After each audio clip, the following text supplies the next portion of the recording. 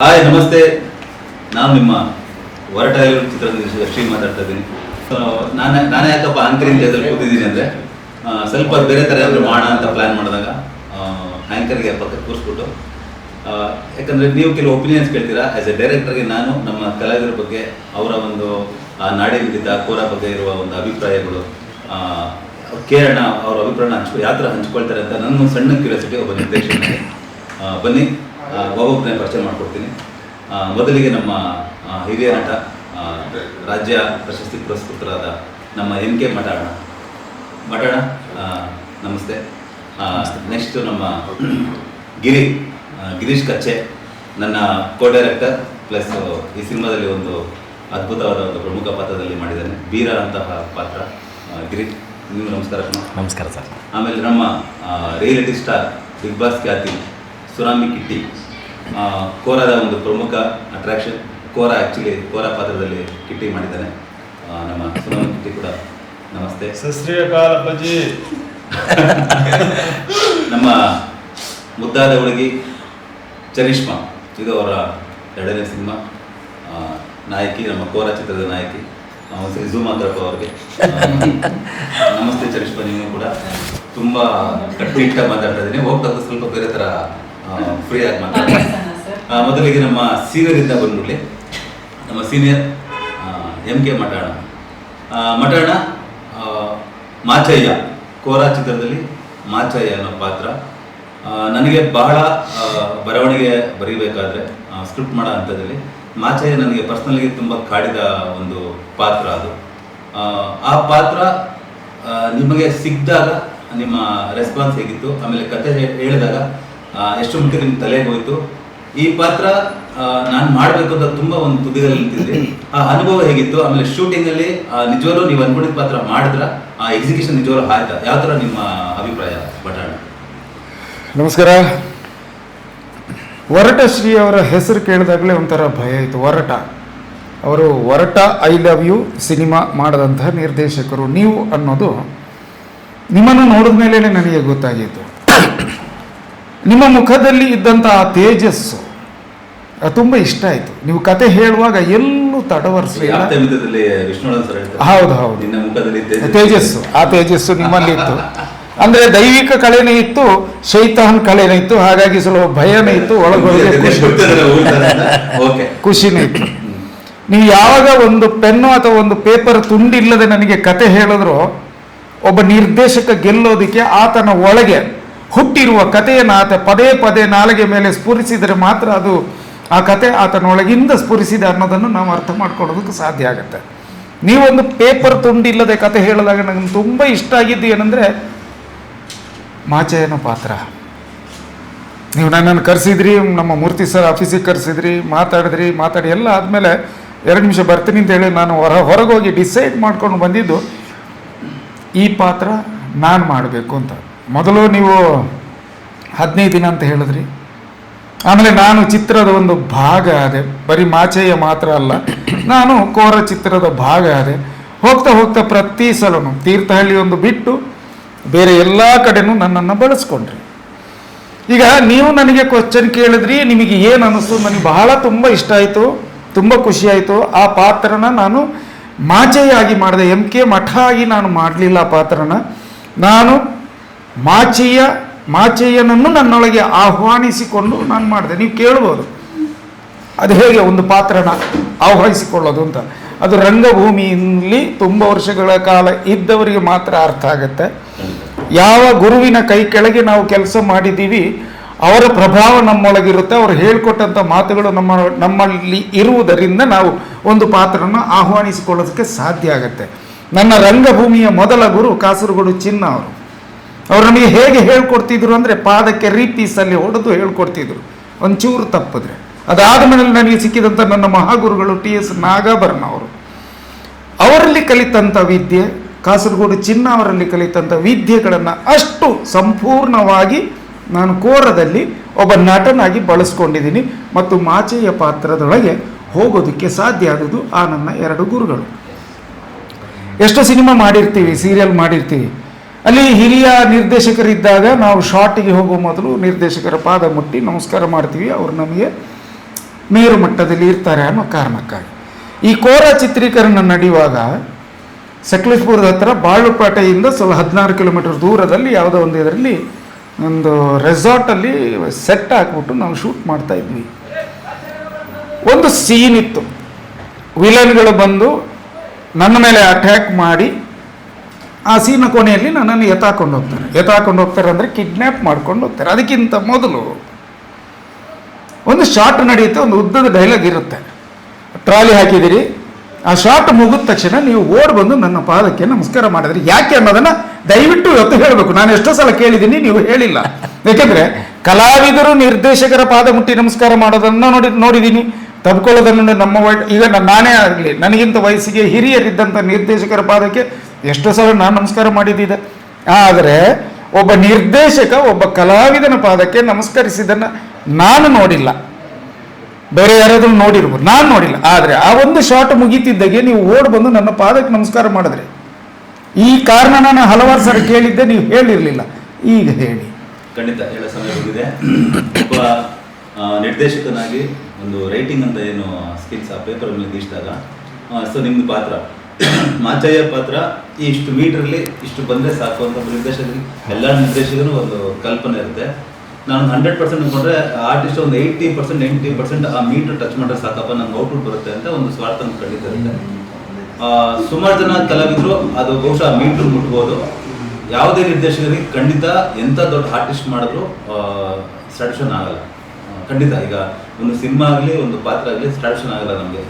ನಮ್ಮ ಹತ್ರ ಸಮಾಧಾನ ಇಲ್ಲದ ಪಿಚಾಚಿಗಳು ನಾವಲ್ಲ ನಿರ್ದೇಶಕರು. ಇನ್ನೂ ಏನೋ ಬೇಕಿತ್ತು ಅಂತ ಒಂದು ತುಳಿತಾ ಇರ್ತೀನಿ ಮನಸ್ಸು. ಖಂಡಿತ ಆ ನಿಟ್ಟಿನಲ್ಲಿ ನೋಡಿದ್ರೆ ನಾನು ಮಾಡಿರೋ ಸುಮಾರು ಒಂದು 4 ಸಿನಿಮಾದಲ್ಲಿ ದೊಡ್ಡ ಕಲಾವಿದರ ಜೊತೆ ಕೆಲಸ ಮಾಡಿದ್ದೀನಿ. ನಮ್ಮ ದೇವರಾಜಣ್ಣ ಆಗಿರ್ಬೋದು, ಕಿಶೋರ್ ಸರ್ ಆಗಿರ್ಬೋದು, ರಂಗಣ್ಣ ಆಗಿರ್ಬೋದು, ತುಂಬ ನಮ್ಮ ಶರತ್ ಅವರಾಗಿರ್ಬೋದು, ತುಂಬ ಜನ ಜೊತೆ ಕೆಲಸ ಮಾಡಿದ್ದೀನಿ.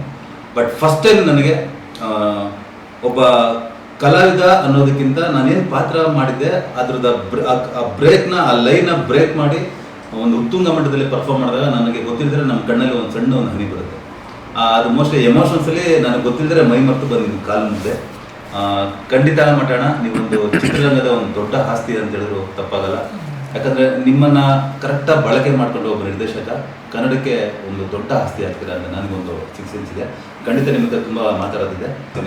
ಈಗ ನಮ್ಮ ಕೋರಾದ ಮುದ್ದಾದ ಹುಡುಗಿ ನಾಯಕಿ ಚರಿಷ್ಮಾ ಅವರೇ, ಈಗ ನೀವು ಆಫೀಸ್ಗೆ ಬಂದು ಆಡಿಷನ್ ಮಾಡಬೇಕಾದ್ರೆ ನನಗೆ ಇವತ್ತು ಗ್ಯಾಪ್ ಇದೆ. ಚರಿಷ್ಮಾ ಅಂದಾಗ ಫಸ್ಟು ನನಗೆ ನೆನೆಸ್ಕೊಳ್ಳೋದೇನೆಂದರೆ, ನೀವೊಬ್ಬರು ರಂಗಾಪುರ ಕಲಾವಿದೆ, ನೀವು ಬಂದು ನಾನು ಎದುರು ಒಂದು ಮಹಿಷಾಸುರ ಮರ್ದಿನಿ ಒಂದು ಪರ್ಫಾರ್ಮ್ ಮಾಡಿದ್ರಿ. ಅದು ಒಂಥರ ನಾಲ್ಗೆ ಎಲ್ಲ ಮಾಡಿ ನಿಜವಾಗ್ಲೂ ಮೈ ಜುಮ್ಮನ್ಸ್ತು ನನಗೆ. ಆ ಒಂದು ಎಕ್ಸ್ಪೀರಿಯನ್ಸ್ ನಿಮಗೆ ಹೇಗಿತ್ತು? ಸೆಲೆಕ್ಷನ್ ಆದಮೇಲೆ ಹೇಗಿತ್ತು? ಶೂಟಿಂಗ್ ಸ್ಪಾಟಲ್ಲಿ ಅನುಭವ ಹೇಗಿತ್ತು? ಏನಾದರೂ ಡೈರೆಕ್ಟರ್ ತುಂಬ ಟಾರ್ಚರ್ ಕೊಟ್ರಾ ಅಥವಾ ತುಂಬ ಚೆನ್ನಾಗಿ ಹೇಳ್ಕೊಟ್ರಾ ಅಥವಾ ಕಣ್ಣನ ಮಗ ಅನಿಸ್ತಾ? ಏನು ಅನಿಸ್ತು ನಿಮ್ಮ ಅಭಿಪ್ರಾಯ? ಇಲ್ಲ ಸರ್, ನಾನು ಡೈರೆಕ್ಟರ್ ಬಗ್ಗೆ ನಾನೇನು ತಪ್ಪಾಗಿ ಹೇಳಲ್ಲ. ಯಾಕಂದ್ರೆ ಬೇರೆಯವ್ರ ಜೊತೆ ನೀವು ಹೇಗಿದ್ರೋ ನನಗೆ ಗೊತ್ತಿಲ್ಲ. ಬಟ್ ನಾನು ಬೇರೆ ಥರ ಇತ್ತು. ಬೇರೆಯವ್ರ ಜೊತೆ ಹೇಳಿದ್ರು ಒಬ್ರು ಅನಾಸಿನ ಟೈಟಲ್ ಕೊಡ್ತಾ ಇದ್ರೆ, ನೀವು ನನ್ನ ಜೊತೆ ತುಂಬಾ ಒಂದು ಗೈಡ್ ಆಗಿ, ಒಂದು ಒಳ್ಳೆ ಫ್ರೆಂಡ್ ಆಗಿ, ಒಂದು ಒಳ್ಳೆ ಸಪೋರ್ಟ್ ಆಗಿ ಇಡೀ ಸಿನಿಮಾದಲ್ಲಿ ನನಗೆ ಒಳ್ಳೆ ಬೆಂಬಲವಾಗಿ ನೀವು ನಿಂತಿದ್ರಿ. ಆ್ಯಂಡ್ ಏನೇ ಆಗಲಿ, ಅಥವಾ ಈಗ ರೆಸ್ಟ್ ಮಾಡಿ, ನಿಮಗೆ ಇರಬೇಡ, ಈ ಶಾರ್ಟಲ್ಲಿ ಇರಬೇಡ, ನೀವು ಹೋಗಿ ರೆಸ್ಟ್ ಮಾಡಿ ಮರಿಯಪ್ಪ ಅಂದಾಗ ರೆಸ್ಟ್ ಮಾಡುವಂತ ಒಳ್ಳೆತನದಲ್ಲಿ ತಿಳ್ಕೊಳಕ್ ಹೋಗ್ಬಿಡಿ.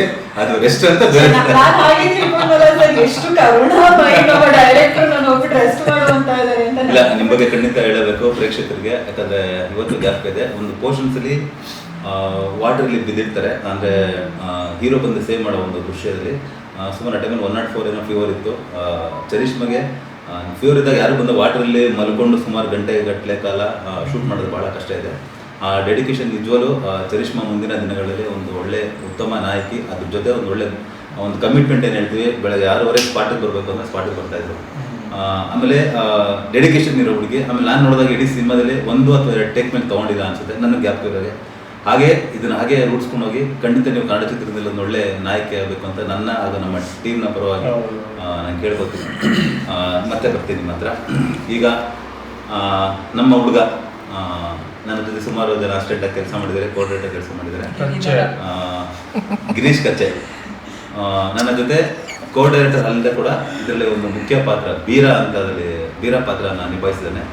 ತುಂಬ ಚೆನ್ನಾಗಿ ಮಾಡಿದ್ದಾನೆ.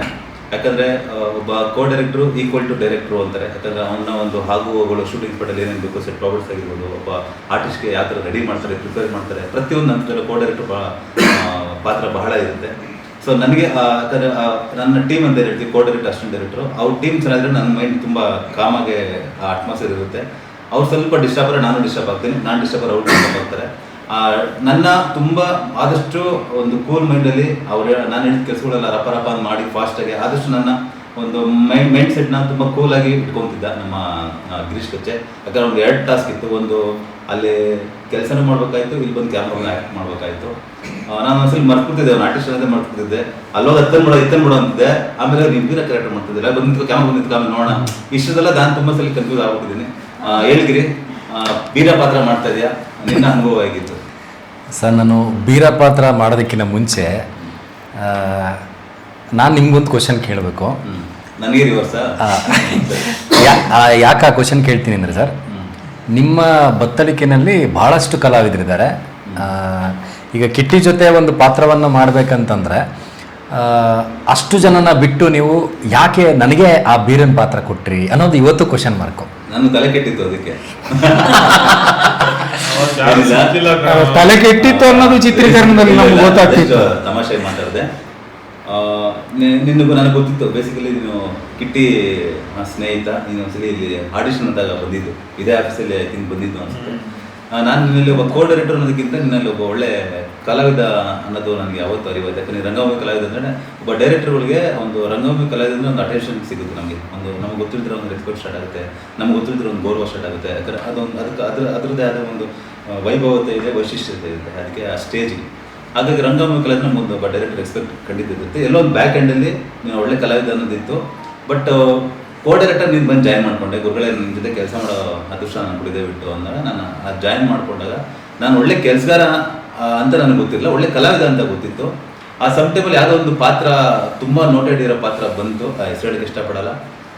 ನನಗೆ ಅವ್ರು ಹೆಂಗೆ ಅಂದರೆ ಕೆಲವು ಆ್ಯಟಿಟ್ಯೂಡ್ ನನಗೆ ಇಷ್ಟ ಆಗಲಿಲ್ಲ. ಅವರು ಹೇಗಿದ್ರೆ ಯೂಶ್ವಲಿಗೆ ಒಬ್ಬ ಡೈರೆಕ್ಟರ್ ಏನು ಮಾಡ್ತಾನೆ, ಎಂಥ ದೊಡ್ಡ ಪಾತ್ರ ಆದರೂ ಕಲಾವಿದ ಆದರೂ ಕೂಡ ಫಸ್ಟ್ ಸ್ಕ್ರಿಪ್ಟ್ ಕೊಟ್ಟು ಪ್ರಿಪ್ರೇಷನ್ ಕೇಳ್ತೀವಿ ನಾವು, ಸರ್ ಇದಿತ್ತು ಅಂತ. ಅವ್ರು ಅಲ್ಲಿಂದ ಬಂದಿರೋ ಆನ್ಸರ್ ಹೇಗಿತ್ತು ಅಂದರೆ, ನಾನು ಮಾಡ್ತೀನಿ ಬಿಡಿ ಸರ್, 1 ಟೇಕಲ್ಲೇ ಒಟ್ಟು ಬಿಸಾಕ್ತೀನಿ ಬಿಡಿ ಸರ್. ಆ 1 ಟೇಕಲ್ಲೇ ಒಟ್ಟು ಬಿಸಾಕ್ತೀನಿ ಅನ್ನೋ ಪದ ನನಗೆ ಮೋಸ್ಟ್ಲಿ ಮಾಡಲೇನೋ ಅಂತ ಒಂದು ನೆಗೆಟಿವ್. ಯಾಕಂದರೆ ತುಂಬ ಅವಾಯ್ಡ್ ಮಾಡ್ತಾರೆ ನನ್ನ. ಯಾಕಂದರೆ ಅಲ್ಲಿ ಮೀಟ್ರ್ ಓಡ್ತಾ ಇರ್ತಾರೆ, ಒಬ್ಬ ನಿರ್ಮಾಪಕ ಬಂಡವಾಳ ಹಾಕಿರ್ತಾನೆ, ಎಲ್ಲ ರೆಡಿ ಇಟ್ಕೊಂಡಿರ್ತೀವಿ, ಬೈ ಚಾನ್ಸ್ ಮಿಸ್ ಹೊಡೆದ್ರೆ ಹೇಗೆ ಅಂತ ನಾನು ನಿನ್ನ ಕರೆದು ಗಿರಿ ಒಂದ್ಸಲಿ ಪ್ರಾಕ್ಟೀಸ್ ಮಾಡಿಕೊಡು, ಯಾಕೋ ನಂಗೆ ಡೌಟ್ ಇದೆ ಆ ಪಾತ್ರದ ಬಗ್ಗೆ. ನೀನೇನು ಮಾಡಿದೆ, ಬಂದು ನಾನು ತುಂಬ ಎಕ್ಸ್ಪೆಕ್ಟೇಷನ್ ಇದೆ. ಯಾಕಂದ್ರೆ ಅವ್ರು ಮಾತಾಡಿದ ರೀತಿ ನೋಡಿದ್ರೆ ಈ ಪಾತ್ರ ಬೇರೆ ಎಲ್ಲ ತೊಗೊಂಡೋಗ್ತಾಯಿತ್ತು ಕ್ಯಾರೆಕ್ಟ್ರು, ಅವ್ರು ಮಾತಾಡಿದ ಬಿಹೇವ್ ಹೋಗಿತ್ತು. ನೀನು ಬಂದು ಹೇಗೆ ಚೆನ್ನಾಗಿ ಮಾಡ್ತಾರೆ ಅಂದರೆ ನೀನು ಕಣ್ಣಲ್ಲೇ ತಲೆ ಬಗ್ಗಿಸಿದೆ, ನನಗೆಲ್ಲೋ ಮಿಸ್ ಹೊಡಿತು. ನನಗೇನಂದರೆ ಕಳ್ಳ ಇವ್ನು ಮಾಡ್ಬೇಕಂತ ಬ್ಯಾಕ್ ಓಡ್ತಾ ಇದೆ ಪಾತ್ರ, ಏನಾದ್ರು ಹಾಕೊಡ್ತದ ಆ ಪಾತ್ರಕ್ಕೆ ಅಂತ ನನಗೆ ನೆಗೆಟಿವ್ ಯೋಚನೆ ಮಾಡಿದೆ. ಸರಿ ಕರ್ಸು ಅವ್ರಿಗೆ ಅಂದೆ. ಅವರು ತುಂಬ ಒಳ್ಳೆ ಕಲಾವಿದರು ಅಂತ ಹೇಳ್ಕೊಂಬಂದಾಗ ಒಬ್ಬ ಕಲಾವಿದರು ಅವಮಾನ ಮಾಡೋದು. ಬಟ್ ನನ್ನ ಪಾತ್ರಕ್ಕೆ ಅವ್ರು ಅಡ್ಜಸ್ಟ್ ಆಗಲಿಲ್ಲ, ವೆರಿ ಸಿಂಪಲ್. ನಾನು ಗೀಚಿರೋ ಒಂದು ಪಾತ್ರ ಅವ್ರ ಜೀವ ಕೊಡೋಕ್ಕಾಗಲ್ಲ ಅಂತ ನನಗೆ ಅನಿಸ್ತು. ಹಾಗಾಗಿ ಅವ್ರನ್ನ ಸ್ವಲ್ಪ ತುಂಬ ನಯವಾಗಿ ತಿರಸ್ಕರಿಸಿದೆ. ಆ ಟೈಮಲ್ಲಿಗೆ ಶೂಟಿಂಗ್ ಸ್ಪಾಟಲ್ಲಿ ಆರ್ಟಿಸ್ಟ್ ಯಾರು, ಮೀಟ್ರ್ ಓಡ್ತದೆ, ಅದು ಹುಡುಗಾಟತನೂ ಅಲ್ಲ. ನಿರ್ಮಾಪಕರಿಗೆ ಹೇಳಿದ್ರೆ ಅದು ಬೇರೆ ಥರ ಅಪ್ಸೆಟ್ ಆಗುತ್ತೆ. ಈಗ ರೆಡಿಮೇಡ್ ಕೇಕ್ ಬೇಕಿತ್ತು, ಒಂದು ಬತ್ತಳಿಕೆ ಅಂತ ಒಂದು ರೆಡಿಯಾಗಿ ಇರುತ್ತಲ್ಲ, ಅದು ನೀನು ಒಂದು ಎಮರ್ಜೆನ್ಸಿ ಕೇಸ್ ಅಂತ ಹೇಳ್ತೀವಲ್ಲ, ಹಾಗಾಗಿ ಆ ಪಾತ್ರ ನಿನಗೆ ಬಂತು. ಆಮೇಲೆ ನನಗೇನು ಡೌಟೇ ಇರಲಿಲ್ಲ, ಕೊಟ್ಬಿಟ್ಟಿದ್ದೀನಪ್ಪ ಹೇಗೆ ಅಂತ. ನಿಮ್ಗೆ ನೋಡಿದ್ದೀನಿ, ರಿಹರ್ಸಲೆಲ್ಲ ನೋಡಿದ್ದೆ. ಆಮೇಲೆ ಒಂದು ಫಸ್ಟ್ ಶಾಟು ಆ ಮಡಿಕೆಯಲ್ಲಿ ಹೊಡೆದು ಒಂದು ಫೈರ್ ಯಾರೋ ಒಂದು ಕ್ಯಾರೆಕ್ಟರ್ ಬಗ್ಗೆ ಮಾತಾಡಬೇಕು. ನಾನೇನು ಮಾಡಿದೆ, ಹೊಡೆದೆ ಒಂದು 3-4 ಸರಿ ಹೊಡೆದೆ. ಇದು ಫುಲ್ ಸೆಲ್ಲಿಂಗ್ ಆಗಿತ್ತು. ಸೊ ನಾನು ನಿನ್ನ ಬೊಂಬೆ ತಂದೆ ನೋಡಿದೆ, ಯಾಕಂದರೆ ಡೈರೆಕ್ಟ್ರು ಚೆನ್ನಾಗಿ ಬರೋರು ಮಾಡೋಕ್ಕಾಗಲ್ಲ, ನಿನ್ನ ನೋವಾಗಿದೆ ಅಂತ ನನಗೆ ಅದು ಗೊತ್ತಾಗಲ್ಲ. 6 ಗಂಟೆ ಪ್ಯಾಕ್ ಆಗ್ಕೊಂಡು ಡೌ ಮಾಡ್ತೀವಿ ಅಷ್ಟೇ. ಅಲ್ಲಿ ತುಂಬ ಸ್ವಾರ್ಥಿಯಾಗಿರ್ತೀವಿ ನಾವು. ನಿನ್ನ ಕೈ ನಂಗೆ ಬೇಕಾಗಿಲ್ಲ, ಅಲ್ಲಿ ಪಾತ್ರ ಏನು ಮಾಡ್ತಿದೆ ಅದು ಬೇಕು. ನೀನೇನು ಮಾಡ್ತಿದ್ರೆ ಒಂದ್ಸಲಿ ಆಯಿತು, 2 ಸಲ ಆಯಿತು, ಇಲ್ಲಿ ಓದ್ತಾ ಇದೆ. ಬಂದು ನಿಮ್ಮ ಹುಡುಗ ಬಸ್ ಸ್ಟ್ಯಾಂಡ್ ಡೈರೆಕ್ಟ್ರು ಗುರುಗಳೇ ಕಿಟ್ಟಿದು ಗಿರಿದು ಫುಲ್ ಸ್ವೆಲ್ಲಿಂಗ್ ಆಗಿದೆ. ಆಮೇಲೆ ನೋಡಿದೆ, ಆಮೇಲೆ ನೀನೇ ಆರ್ಡರ್ ಮಾಡ್ಕೊಂಡೆ, ಇಲ್ಲ ಗುರುಗಳೇ ಒಂದು ಚಿಕ್ಕ ಕಲ್ಲಿಟ್ಕೊಂಡು ಸಪೋರ್ಟಿಗೆ ಅದರಲ್ಲಿ ಹೊಡಿತೀನಿ. ಸೊ ಅದಾದಮೇಲೆ ಎಲ್ಲರೂ ಚಪ್ಪಾಳೆ ತಟ್ಟಿದ್ರು, ಲೈಟ್ಸ್ ಬಂದ್ಬಿಡಲ್ಲ. ಈಗ ನಿನ್ನ ಟ್ರಾವೆಲ್ ಆಯಿತು, ತುಂಬ ಚೆನ್ನಾಗಿ ಬೀರ ಕ್ಯಾರಿ ಮಾಡಿದ್ಯಾ. ಖಂಡಿತ ನಿನ್ನೂ ಕೂಡ ಒಂದು ಒಳ್ಳೆ ಒಂದು ಪ್ಲಾಟ್ಫಾರ್ಮ್ ಹಾಕ್ಕೊಡುತ್ತೆ ಕೋರಾ ಅಂತ ನಂಬಿದ್ದೀನಿ. ಒಳ್ಳೆಯದಾಗಿದೆ ಗಿರಿ. ಮತ್ತು ನೀವೇನಿದ್ರು ದಯವಿಟ್ಟು ನನ್ನ ಕ್ವಶನ್ಸ್ ಕೇಳಂಗಿದ್ರೆ ಕೇಳಿ, ನಾನು ಮತ್ತೆ ನಿಮ್ಗೆ ಕೇಳ್ತೀನಿ. ಸರ್, ಇದರಲ್ಲಿ ಒಂದು ಡೈಲಾಗ್ ಬರುತ್ತೆ, ಟ್ರೈಲರಲ್ಲಿ ಇದೆ ಆ ಡೈಲಾಗು. ಕಾಡು ಅಂದರೆ ಹೂ ಇದ್ದಂಗ ಅದನ್ನು ಮುಟ್ಟಕ್ಕೆ ಬಂದಿ ಅಂದ್ರ ಕಾಡು ಬೆತ್ತಲಾಗಿ ಹೋಗ್ತದ. ಅದು ಕಾಡು ಅಂದ್ರೆ ನಮ್ಮ ಅವ್ವ ಇದ್ದಂಗೆ. ನಮ್ಮವ್ವ ಇದ್ದಂಗ ಬೆತ್ತಲಾಗಿ ಹೋಗ್ತದ ಅಂತ ಇನ್ನೊಂದು ಡೈಲಾಗ್ ಬರೆದಿದೆ. ಅದು ಬರೆಯೋದಕ್ಕೆ ನಿಮಗೆ ಕಾರಣ ಏನು ಸರ್? ಸರ್, ಈಗ ಫಾರೆಸ್ಟ್ ಅಂದ್ರೆ ಒಂದು ತಾಯಿ ಹೋಲಿಸ್ತೀವಿ ಸರ್ ನಾವು. ಹೌದು. ಭೂಮಿ ತಾಯಿ ಅನ್ನೋದೇ ಒಂದು ಮಾತೆ, ಮೀನ್ಸ್ ಒಂದು ತಾಯಿ. ಆ ತಾಯಿ ನಮ್ಮ ಎತ್ತು ತಾಯಿಗಿಂತ ತುಂಬಾ ಶ್ರೇಷ್ಠ. ನಮ್ಮ ಪ್ರಕೃತಿನೂ ಒಂದು ತಾಯಿಗೋಸ್ಕರ ಪೂಜೆ ಮಾಡ್ತೀವಿ ನಾವು. ಸುಮ್ಮನೆ ಹೆಸರು ಮಾತ್ರ ಪ್ರಕೃತಿ ತಾಯಿ ಅಂತ ಹೇಳಿದ್ರೆ ಎಷ್ಟೋ ನಾವು ಕಿವಿಲಿ ಕೇಳಬಾರ್ದು, ಕಣ್ಣಲ್ಲಿ ನೋಡೋದು ಘನಗೌರವ ನಡೀತಾ ಇದೆ. ಸೊ ಇದೆಲ್ಲ ನೋಡಿದಾಗ ನನಗೆ ಒಂದು ಅನಿಸ್ತು, ಕಾಡಿಗೆ ತಾಯಿ ಅಂದ್ರೆ ಅವ್ವ. ನನ್ನ ಕಾಡು ಅವ್ವ ಇದ್ದಂಗೆ ಅವಳನ್ನ ಬೆತ್ತಲೆ ಮಾಡಕ್ ಬಂದ್ರೆ ಅನ್ನೋದು ತುಂಬಾ ಒಂದು ಹಾರ್ಶ್ ಮೀನಿಂಗ್ ಇರುತ್ತೆ, ತುಂಬಾ ಅರ್ಥ ಇರುತ್ತೆ. ಹೌದು. ಕಾಡನ್ನೇ ಬೆತ್ತಲೆ ಮಾಡಕ್ ಯಾರಿಗೂ ಸಾಧ್ಯ ಇಲ್ಲ.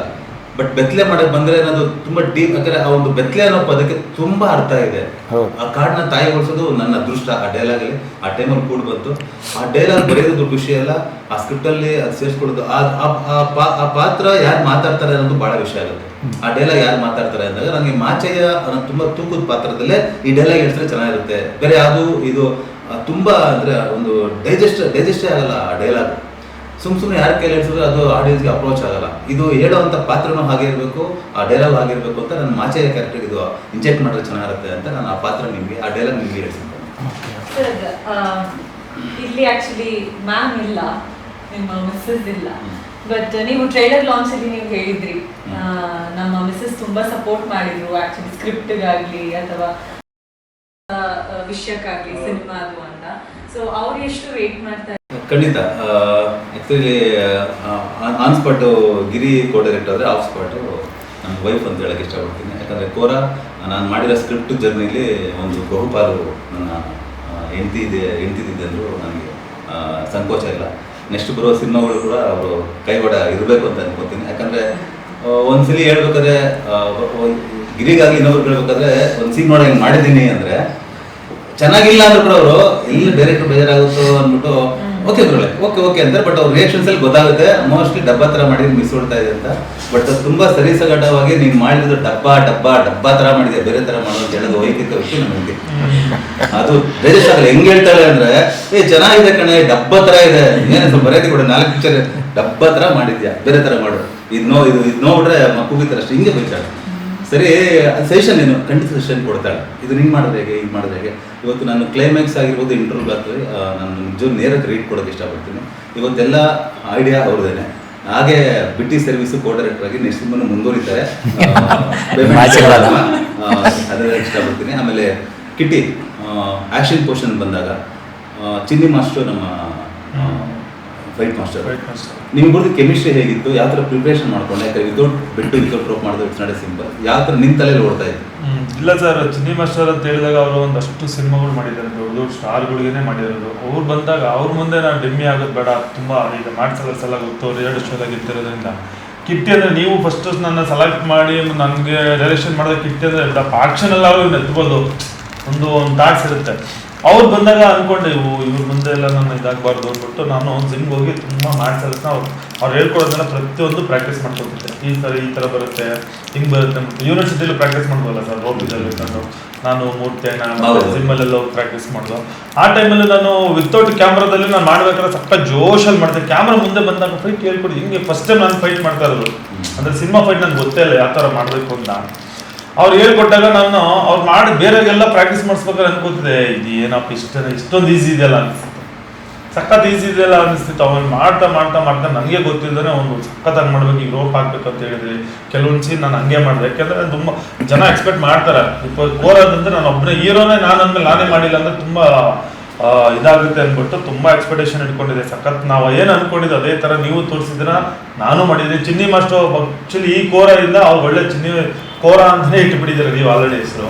ಅವ್ರಿಗೊಂದು ಬ್ರೇಕ್ ಸಿಗುತ್ತೆ, ಬಟ್ ತುಂಬ ಚೆನ್ನಾಗಿ ಬಂದಿದೆ. ಆಮೇಲೆ ನಮ್ಮ MK ಮಠಾಣ ಜೊತೆ ನೀನು ಮೊಮ್ಮಗನ ಪಾತ್ರ ಮಾಡಿದ್ದೆ, ಅವರು ತಾತನ ಪಾತ್ರ ಮಾಡಿದೆ.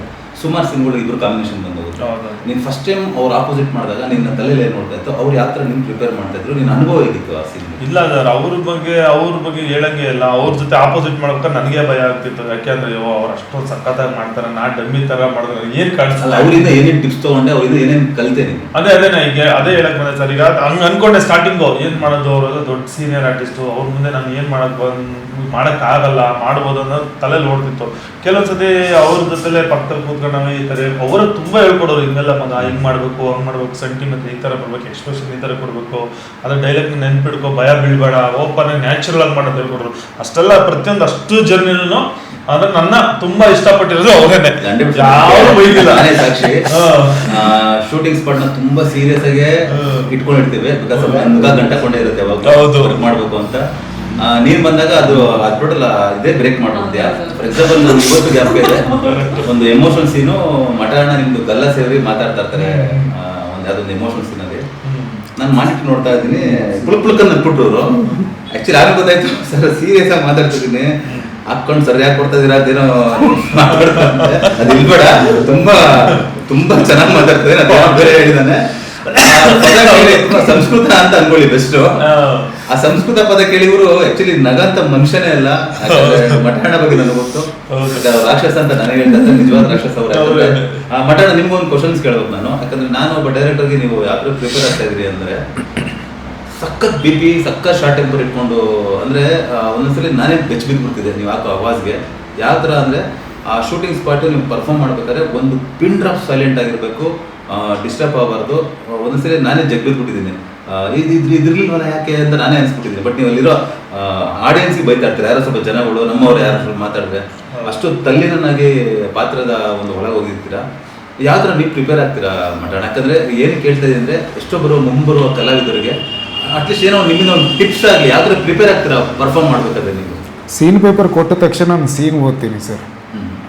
ಈಸಿಯಾಗಿತ್ತು ಅಂದರೆ ನಾನೇ ಮಾಡಿಬಿಡ್ತೀನಿ, ಈಸಿಯಾಗಿಲ್ಲ ಏನೋ ಟಫ್ ಇದೆ ನನಗೆಲ್ಲೋ ಹೊಡಿತಿದೆ, ಇದನ್ನು ನನ್ನನ್ನು ಮಾಡೋಕ್ಕೆ ಸಾಧ್ಯನಾ, ಡೈರೆಕ್ಟ್ ಹೇಳ್ಕೊಡ್ಬೋದು ಅಂತ ಅನ್ನಿಸ್ದಾಗ ಒಂದು 5 ಸೆಕೆಂಡ್ ನಾನು ಧ್ಯಾನ ಮಾಡ್ತೀನಿ ಅಷ್ಟೇ ಸರ್. ನನ್ನ ಮೂಲ ಗುರುಗಳು ಹೇಳಿದ್ದು ಮತ್ತು ನನ್ನ ಮಹಾಗುರುಗಳು ಹೇಳಿದಂಥ ಒಳ್ಳೆ ವಿಷಯ ಏನಿದೆ ಅದನ್ನು ಫೀಡ್ ಮಾಡ್ಕೊಂಡು ನಾನು ಸೀನ್ಗೆ ಸಿದ್ಧತೆ ಮಾಡ್ಕೋತೀನಿ ಸರ್. ಒಂದು ಸೀನ್ ಅಂದಾಗ ಅಯ್ಯ ಅಲ್ಲಿ ಸೆಗಣಿದೆ, ನಾನು ಹೆಂಗೆ ಅಲ್ಲಿ ಕೂತ್ಕೊಳ್ಳಿ, ನನ್ನ ಪಾತ್ರ ಏನು ಮಾಚೆಯ ಕಾಡು ಮನುಷ್ಯ, ನಾನು ಸೆಗಣಿ ಮೇಲೆ ಕೂತ್ಕೊಳ್ಳೋದು ಇನ್ಯಾವುದ್ರ ಮೇಲೆ ಕೂತ್ಕೋಬೇಕು, ಸುಪ್ಪತ್ತಿಗೆ ಮೇಲೆ ಕೂತ್ಕೊಳ್ಳೋಕ್ಕಾಗತ್ತಾ ಕಾಡಲ್ಲಿ? ಇಲ್ಲ ತಾನೆ, ನೀವೇ ನೋಡಿದ್ದೀರಿ ನಾನು ಚೇರ್ ಬಳಸಲ್ಲ ಸೆಟ್ಟಲ್ಲಿ. ಈಗಲೂ ಅಷ್ಟೇ, ಯಾವುದೇ ಶೂಟಿಂಗ್ ಹೋದ್ರೂ ನಾನು ಚೇರ್ ಬಳಸಲ್ಲ, ಯಾವುದೋ ಒಂದು ಕಟ್ಟೆ ಮೇಲೋ ಒಂದು ಕಲ್ಲು ಮೇಲೋ ಇಲ್ಲ ನಾನು ಯಾವುದೇ ಕಾರಣಕ್ಕೂ ನಾವು ಮಾನಿಟ್ರ್ ನೋಡೋದಲ್ಲ, ಕಲಾವಿದರೆಲ್ಲ ಮಾನಿಟ್ರ್ ನೋಡಬೇಕಾಗಿರೋದು. ನಿರ್ದೇಶಕರು ಯಾಕಿರೋದು, ನಿರ್ದೇಶನ ವಿಭಾಗ ಯಾಕಿರೋದು, ಅವ್ರುಗಳು ಮಾನಿಟರ್ ಹತ್ರ ಕೂತು ನಾವು ಮಾಡಿದಂಥ ಶಾರ್ಟನ್ನು ಅವ್ರು ನೋಡಿ ಡಿಸೈಡ್ ಮಾಡಬೇಕು ಇದು ಸರಿ ಇದೆಯೋ ಇಲ್ವೋ ಅಂತ. ನನ್ನ ಶಾರ್ಟ್ ಮುಗಿದ ತಕ್ಷಣ ಅಥವಾ ನಮ್ಮ ಶಾರ್ಟ್ ಮುಗಿದ ತಕ್ಷಣ ನಾವು ಓಡೋಗ್ಬಿಟ್ಟು ಹೆಂಬದಿನಂತ ಮಾನಿಟ್ರಲ್ಲಿ ನೋಡುವಂಥದ್ದು ಏನಿದೆ ಎಲ್ಲ ಕಡೆ ಪ್ರತಿ ಒಂದು ಚಿತ್ರೀಕರಣದಲ್ಲೂ ನಾನು ಅಬ್ಸರ್ವ್ ಮಾಡ್ತಾ ಇದ್ದೀನಿ. ಪ್ರತಿ ಒಬ್ಬ ಕಲಾವಿದರು ಶಾರ್ಟ್ ಡೈರೆಕ್ಟರ್ ಕಟ್ ಅಂದ ತಕ್ಷಣ ಓಡೋಗ್ಬಿಟ್ಟು ಮಾನಿಟರ್ ನೋಡ್ತಾರೆ.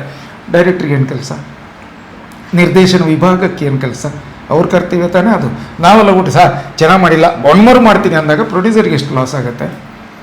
ಚೆನ್ನಾಗಿದೆಯೋ ಇಲ್ವೋ ಇದು ಸಾಕು ಅನ್ನೋದನ್ನು ಡಿಸೈಡ್ ಮಾಡಬೇಕಾದ್ದು ನಿರ್ದೇಶಕರು ತಾನೆ. ಹಾಗಾಗಿ ನಾನು ಅದನ್ನು ನೋಡಲ್ಲ. ನನ್ನ ದೃಶ್ಯಕ್ಕೆ ನಾನು ಪ್ರಿಪೇರ್ ಮಾಡ್ಕೊಳ್ಳೋದು ನನ್ನ ಇಬ್ಬರು ಗುರುಗಳನ್ನು ಧ್ಯಾನಿಸ್ತೀನಿ ಅಷ್ಟೇ ಸರ್. ಚರಿಷ್ಮಾ ಅವರೇ, ನಿಮ್ಗೊಂದು ನೇರ ಪ್ರಶ್ನೆ, ಡೈರೆಕ್ಟರ್ಗೆ ಎಷ್ಟಲ್ಲಿ ಬೈಕೊಂಡಿದ್ದೀರಾ, ಎಷ್ಟಲ್ಲಿ ಉಟ್ಕೊಂಡಿದ್ದೀರಾ, ಎಷ್ಟಲ್ಲಿ ಯಾವ ಥರ ಪ್ರಿಪೇರ್ ಆಗ್ತಾ? ಇಲ್ಲ ಸರ್ ಬೈದಿಲ್ಲ, ಬಟ್ ಸಾಂಗ್ ಶೂಟ್ ಟೈಮಲ್ಲಿ ನಾವು ವಾಟರ್ ಫಾಲ್ಸ್ ಮೇಲೆ ನಿಂತ್ಕೊಂಡಿದ್ದೀವಿ. ಅದೇ ಡೈರೆಕ್ಟ್ ಆಗಿ ಹೇಳಿ ಅಲ್ಲಿ ಬೈದ್ರಾ? ಇಲ್ಲ ಬೈದಿಲ್ಲ,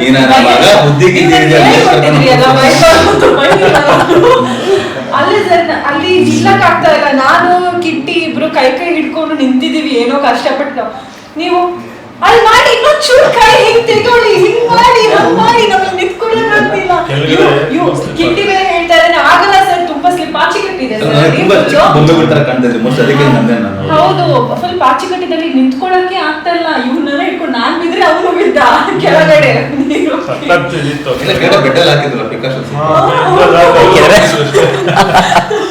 ಇನ್ನೊಂದು ಒಂದು ಕಹಿ ಘಟನೆ ಆಯ್ತು, ತುಂಬ, ಯಾಕಂದರೆ ಒಂದು ಒಳ್ಳೆ ನಡಬೇಕು ಏನೋ ಒಂದು ಕೆಟ್ಟದ್ದು ನಡೆಯುತ್ತೆ ಅಂತ ಹೇಳ್ತಾರೆ. ಆ್ಯಕ್ಚುಲಿ ಒಂದು ಇನ್ಸಿಡೆಂಟಲ್ಲಿ ಸಾಂಗ್ ಶೂಟಲ್ಲಿ ಕಿಟ್ಟಿ ಇವತ್ತು ಆ್ಯಕ್ಚುಲಿ ಇರ್ತಾ ಇರಲಿಲ್ಲ, ನಾನು ಬೇರೆ ಹೇಳಬೇಕು ಅಂತ ಹೇಳ್ತಾರೆ.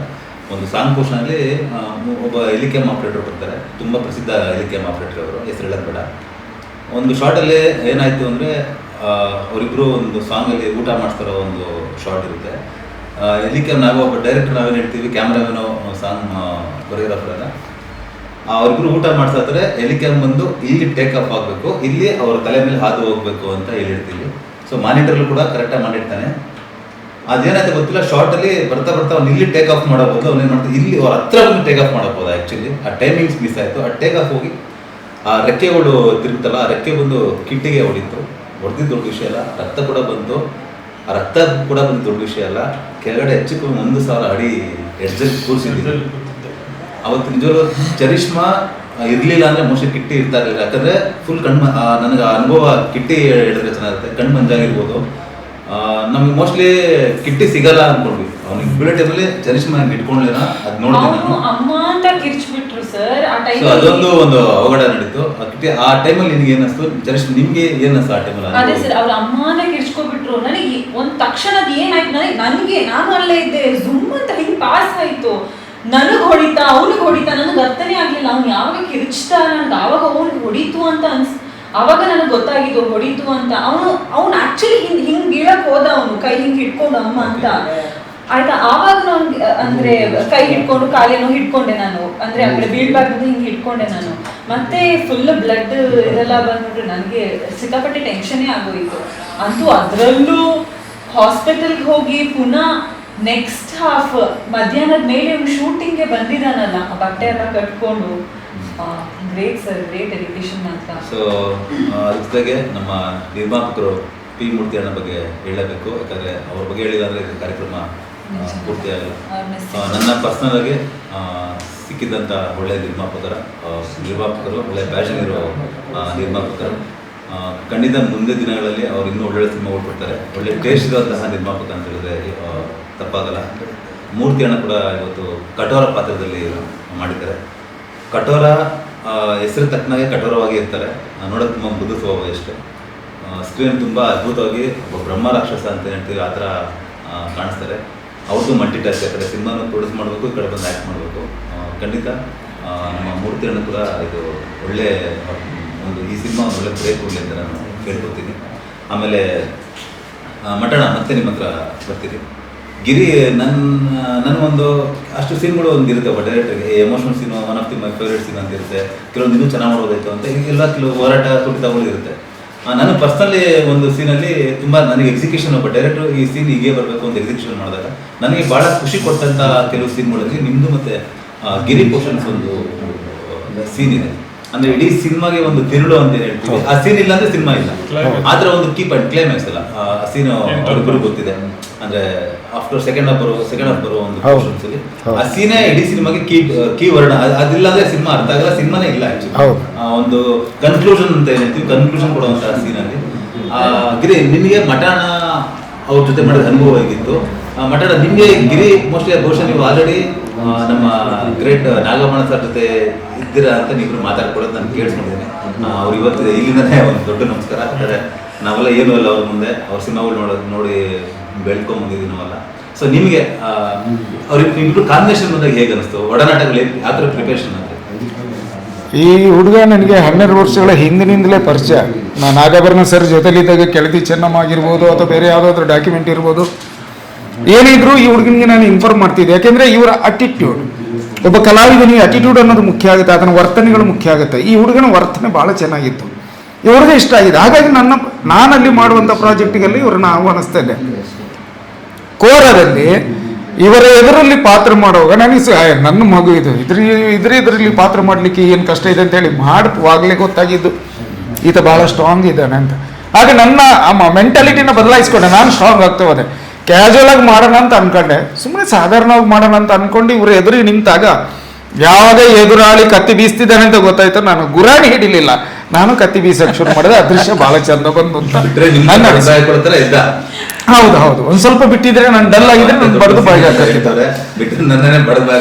ಆಕ್ಚುಲಿ ಏನಂದ್ರೆ ನಾಗಾಭರಣ ಸರ್ ನನಗೇನು ಖುಷಿ ಅಂದ್ರೆ ನನಗೆ ಯಾರು ಬೈತಲ್ಲ ಅನ್ನೋದು ಖುಷಿ. ಇಲ್ಲ ಸರ್, ನಾಗಾಭರಣ ಸರ್ ಟೀಮಲ್ಲಿ ನಾನು ಡೈರೆಕ್ಷನ್ ಕಲಿಬೇಕಂತ ಆ್ಯಕ್ಚುಲಿ ಹೋಗಿದ್ದು. ಬಟ್ ಭರಣ ಸರ್ ಏನು ಹೇಳಿದ್ರು, ಬೇಡ ನಿನ್ನ ನೈಟ್ ಪರ್ಸ್ನಾಲಿಟಿ ಚೆನ್ನಾಗಿದೆ, ನಿನ್ನ ಕಲಾವಿದನಾಗಿ ಬಾ ಅಂತ ಹೇಳಿ ಕ್ಯಾರೆಕ್ಟ್ರು ಕೊಟ್ಟರು. ಅಲ್ಲಿ ಸ್ಟಾರ್ಟಿಂಗ್ ಫಸ್ಟ್ ಹೋದಾಗ ಸರ್ ಕುದುರೆ ಓಡಿಸೋ ಕ್ಯಾರೆಕ್ಟರ್, ನನಗೆ ಕುದುರೆ ಓಡ್ಸೋಕೆ ಬರಲ್ಲ.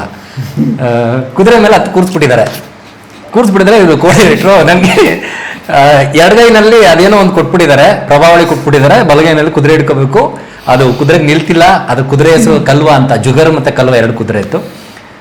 ನಿಲ್ಸ್ಬಿಟ್ಟಿದ್ದಾರೆ, ಆಗ್ತಿಲ್ಲ, ಅಷ್ಟು ಜನ ನಿಂತಿದ್ದಾರೆ. ಸೊ ಏನು ಮಾಡೋದು ಅಂತ ಗೊತ್ತಾಗ್ತಿಲ್ಲ. ಕೊನೆಗೆ ಏನಾಯಿತು, ಸರ್ಗೆ ಹೇಳಿದೆ, ಸರ್ ಮಾಡು ಅಂತ. ಸರಿ ಆಯಿತು ಮಾಡ್ತೀನಿ ಅಂತ ಹೇಳಿ ಅವತ್ತು ಸಂಜೆ 6 ಗಂಟೆ ಪ್ಯಾಕಪ್ ಆಯಿತು ಸರ್. ನಾನು ಮನೆಗೆ ಹೋಗಲಿಲ್ಲ, ಟಿಟಿಲಿ ಮನೆಗೆ ಹೋಗಲಿಲ್ಲ.